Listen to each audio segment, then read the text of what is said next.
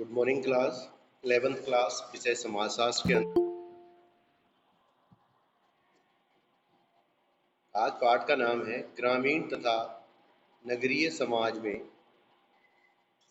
परिवर्तन और सामाजिक व्यवस्था। मतलब क्या होता है से जो है, तो इसमें हम आज बात करेंगे ग्रामीण और नगरीय समाज की जो सामाजिक व्यवस्था है वो उनकी ग्रामीण। पहले तो सबसे पहले हम बात करेंगे ग्रामीण क्षेत्रों की जो सामाजिक व्यवस्था है उसके बारे में। सबसे पहले ग्रामीण समाज की जो विशेषताएं हैं, सामाजिक व्यवस्था की विशेषताएं हैं, उसमें सबसे पहली बात आती है कि बेटा गांव के लोगों का जो व्यवसाय की बात आती है कि गांव के लोग करते क्या है। तो गांव के लोगों का मुख्य व्यवसाय क्या है? खेती बाड़ी होता है। ये लोग प्रकृति के नज़दीक रहते हैं, प्रकृति के निकट रहते हैं, तो इनका जो है प्रकृति के प्रति प्रेम है। फिर ये लोग जो है अपना गांव छोड़ के दूसरे स्थान पे जाना पसंद नहीं करते हैं और हमेशा इनमें जो है प्रकृति की जो है पूजा करने का जो है एक प्रचलन है। आज भी हमारे यहाँ कुछ पेड़ पौधे जैसे पीपल का पेड़, तुलसी का पौधा, ये पूजनीय माने जाते हैं। नदियों को जो है हमारे यहाँ माँ के समान माना जाता है। तो जो है ये हमारे ग्रामीण समाज की विशेषताएं हैं। फिर यहाँ पे प्राथमिक समूहों का महत्व है। प्राथमिक समूह वो होते हैं बेटा जिनके साथ हमारा प्रत्यक्ष संबंध होता है, जैसे हमारा परिवार, हमारा आस पड़ोस, हमारी मित्र मंडली, जिनसे हम परिचित होते हैं प्रत्यक्ष रूप से, जो हम इनको जानते हैं। इनको जो है बड़े महत्व दिया जाता है। जैसे परिवार है, परिवार का जो है बहुत अधिक महत्व होता है। ठीक है बेटा, गांव में जो है सामाजिक नियंत्रण का एकमात्र साधन परिवार ही होता है और परिवार के मुखिया का नियंत्रण पूरे परिवार पे होता है। और हमेशा जो है जो हमारे परिवार की परंपराएं हैं, हमारे रीति रिवाज हैं, उनको ध्यान में रख करके प्रत्येक कार्य किया जाता है। व्यक्तिगत स्वार्थों को छोड़कर पारिवारिक हितों का पूरा ध्यान रखा जाता है। ठीक है बेटा, फिर बात आती है जनसंख्या की। हम बात करते हैं ग्रामीण क्षेत्रों में जो है जनसंख्या बहुत कम होती है, क्योंकि कुछ परिवार, कम परिवार के लोग निवास करते हैं और कृषि उनकी आजीविका का साधन होता है और अन्य रोजगार का कोई साधन और या उद्योग धंधे नहीं होने के कारण बाहर का कोई भी व्यक्ति जो है हमारे गांव में आकर नहीं बसता है। तो इसलिए जो है ग्रामीण समुदाय की जो जनसंख्या होती है वो कम होती है।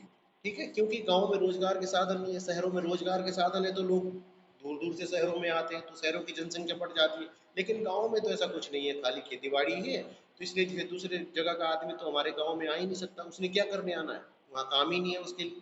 ठीक है बेटा, फिर समान संस्कृति होती है। गाँव में सब ग्रामीण क्षेत्र के व्यक्ति जो है सब एक दूसरे को भली भांति जानते हैं। उनका रहन सहन, खान पान, उठने बैठना सब लगभग तरीका एक जैसा ही होता है। प्रत्यक्ष संपर्क होते हैं। ठीक है, सभी रीति रिवाज और परंपराओं में जो है एक ही तरीके से जो है सब चीज़ों को गांव में मनाया जाता है, चाहे रीति रिवाज परंपराएं सब एक ही जैसी होती है। ठीक है बेटा, इसलिए जो है कह सकते हैं हम कि गांव में जो है एक ही समान संस्कृति के लोग रहते हैं, क्योंकि लगभग सबकी एक जैसी परंपराएं और रीति रिवाज होते हैं। ठीक है बेटा, फिर है प्रकृति से निकटता। गांव के लोग जो है सुबह से लेकर शाम तक क्या करते हैं, अपने खेतों में काम करते हैं। इससे उनकी क्या है प्रकृति यानी जो हमारा नेचर है उससे जो है क्या है निकटता बनी हुई रहती है। वो लोग हमेशा प्रकृति के निकट रहते हैं। प्रकृति से जो है प्रत्यक्ष संबंध ये ग्रामीण क्षेत्र की जो है एक प्रमुख विशेषता है। और ग्रामवासी कृषि के लिए भी प्रकृति पर निर्भर होते हैं। कैसे? सिंचाई के लिए पानी चाहिए, सिंचाई के जो खेती बाड़ी के जो औजार बनाने के लिए लकड़ी चाहिए, कहाँ से मिलेगी? नेचर, पेड़ पौधों से मिलेगी, नदियों से पानी मिलेगा। इसलिए जो है कह सकते हैं कि हमेशा, और खेत खलिहान जो है हमेशा प्रकृति के निकट ही होते हैं। तो लोगों की जो है प्रकृति के प्रति जो प्रेम है या प्रकृति के प्रति उनकी जो निकटता है प्रकृति के साथ, वो इससे स्पष्ट रूप से देखी जा सकती है। ठीक है, फिर जाति व्यवस्था है। गांव में जो है जाति व्यवस्था का जो है बड़ा कट्टरता के साथ पालन किया जाता है। ठीक है, क्योंकि ग्रामीण क्षेत्र में जो है बाहरी संस्कृति का प्रभाव जल्दी से नहीं पड़ता है।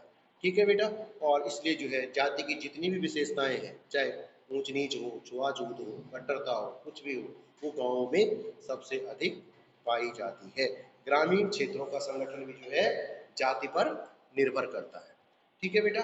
फिर भी आज भी जो आप देख सकते हैं कि जाति पंचायतें होती हैं, बड़े बड़े जो गांव हैं उनमें जाति पंचायतें होती है, जाति के जिसने फैसला सुना दिया उसका पानी बंद करना, सामाजिक बहिष्कार करना, कई सारे मुद्दे इनमें आते हैं। ठीक, फिर गांव के लोग बेटा क्या करते हैं, प्राचीन जो विश्वास है हमारे वो जो है मानते हैं, यानी कि कर्मवाद और भाग्यवाद।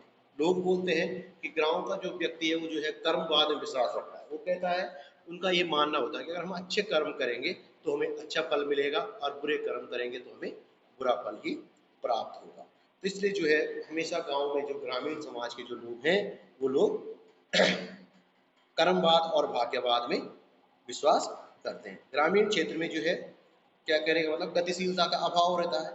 फिर उन व्यक्तियों को ये विश्वास रहता है कि जैसे कर्म हम करेंगे वैसे ही फल की प्राप्ति हमें होगी। हमारे भाग्य में जो ऊपर वाले ने हमारे भाग्य में लिखा होगा वो हमें अवश्य मिलेगा। इसलिए जो है गांव के लोग बहुत सारी बातों को जो है भाग्य के भरोसे छोड़ देंगे कि जैसे ही किस्मत होगी वैसे ही होगा। फिर इसलिए जो है ये रूढ़िवादी, अगर भाग्यवाद और कर्मवाद में विश्वास रखने के कारण जो ये जो है अधिक रूढ़िवादी हो जाते हैं। ठीक, फिर इनकी एक बात ये भी है कि ये लोग जो है प्राचीन मान्यताओं और विश्वासों में जो है, ये प्राचीन विश्वासों और मान्यताओं में जो है क्या करते हैं, विश्वास रखते हैं।